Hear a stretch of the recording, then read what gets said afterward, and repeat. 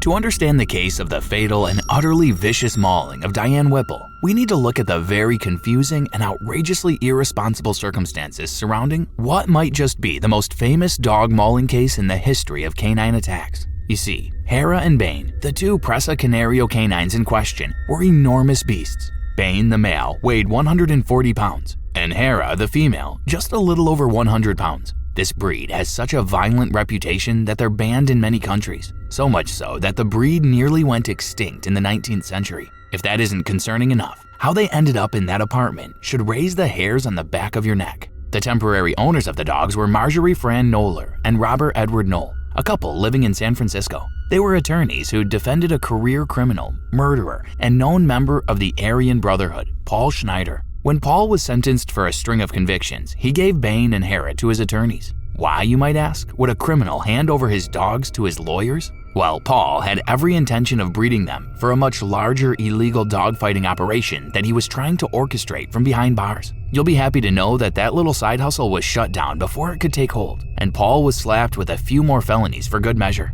But before this operation was discovered, Paul's attorneys, Marjorie and Robert, took the dogs to the crowded apartment building where they lived. For the next year, the couple proved over and over again that they were incapable of caring for such challenging dogs. One dog walker quit after she got into a very concerning verbal altercation with Robert. She'd asked him to muzzle the dogs during their walks because she'd had trouble controlling their aggressive tendencies when they crossed paths with other dogs, and sometimes people.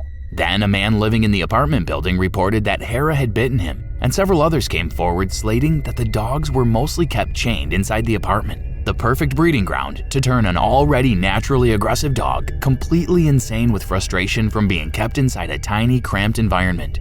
After the dog walker quit, the dogs were only taken up to the roof of the complex on rare occasions, but other than that, they were trapped in isolation inside a home of people who were rarely home.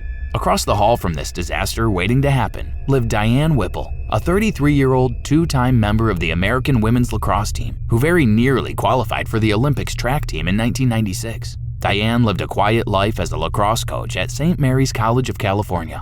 On January the 26th, 2001, Diane was going about business as usual. She started her morning out early to get some grocery shopping done before heading off for a full afternoon of coaching. Just as Diane entered the building, Marjorie was on her way back to her apartment with Bane and Hera in tow. She'd taken the dogs up to the roof again for a few minutes of fresh air. Unfortunately, this little excursion was not enough to work off their pent-up energy. They'd barely had a chance to sniff the city smells before Marjorie put their leashes on and took them back downstairs. They were riled up and overexcited, to say the least. As Marjorie was fiddling with her keys, barely holding onto the leashes while her hands were busy, Diane emerged from the stairwell, a shopping bag in her arms. Her appearance triggered an instant reaction in the dogs, who were so tightly wound that just about any sound would have set them off. Diane's appearance had no malice, fear, or urgency. Just her being there was enough to elicit an instinctual reaction out of them.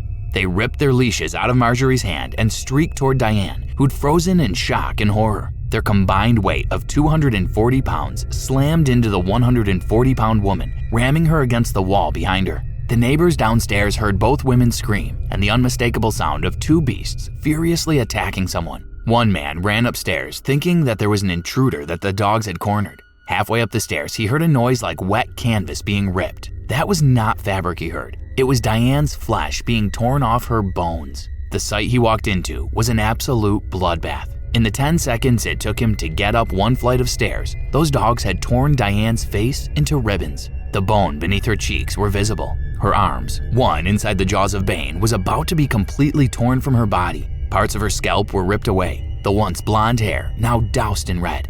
Her screams were so loud that she roused people all the way on the ground floor. Most of the building's occupants were running up the stairs, unknowingly heading up to a scene of absolute carnage. Marjorie hadn't even made it all the way down the hall by the time the first man arrived. Between the man storming at them, the sounds of screaming and thundering coming toward them from below, Bane and Hera finally backed down, fleeing back to their prison. When the building's occupants arrived, they found the first man cradling Diane on his lap, desperately trying to stop the flow from the unending source of wounds that littered her body. Only it didn't look like Diane anymore. The bloodied, torn-up woman, gurgling on her own blood, had no discernible features under all those ribbons of muscle and skin anymore. Diane was rushed to the hospital. The paramedics who transported her would later need treatment for the trauma they suffered after seeing the mangled state that she was in. Somehow, Diane managed to stay alive for nearly 6 hours, though no one could understand how she held out so long. The doctors could count 77 wounds on her body, only a grapefruit-sized patch on the very top of her head, and the soles of her feet were spared. Every other inch was so severely ravaged that doctors couldn't tell which injuries overlapped one another anymore. 77 was just the closest estimate that they could come up with. Bain was immediately seized and euthanized, while Hara was placed in custody until police could determine what exactly happened here. A year later, after she continued to pose a threat to the staff at the shelter where she was held, Hara was put down too. At first, Robert and Marjorie were both charged with involuntary manslaughter, but in light of the obvious danger signs related to the aggressive dogs and their failure to house and train them more appropriately to rectify what was obviously a highly dangerous situation, not to mention the fact their original owner attempted to breed them for the explicit reason of putting them in a fighting ring, well, suddenly manslaughter was not a sufficient sentence anymore. The courts were highly suspicious of the fact that the couple most likely knew about the dogfighting ring and that they had some involvement with it, so they served them a second-degree murder charge instead. Robert got 4 years behind bars, while Marjorie received 15 years to life. Robert was released but died soon after due to his failing health. Marjorie, on the other hand, was viable for parole in 2023, but her behavior inside prison has been so concerning that she was deemed a danger to society and put right back where she belongs. Between the high-profile athlete's death and an infamous racist murderer's involvement, not to mention the particularly gruesome death at the hands of a pair of canines that are larger than anything most people had ever seen before, the trials were an absolute media circus. So much so that many forgot that Diane was once loved and adored by those around her, and that Bain and Hara were a product of their environment, an environment that's in place for more dogs than we'd like to admit. Dogfighting is a deplorable practice, and the death of Diane, just an innocent passerby, should give us all the reason we need to stamp out this sick and inconceivably cruel practice. 4 and 15 years is too little in our opinion. The people involved were greater monsters than the beasts that killed Diane.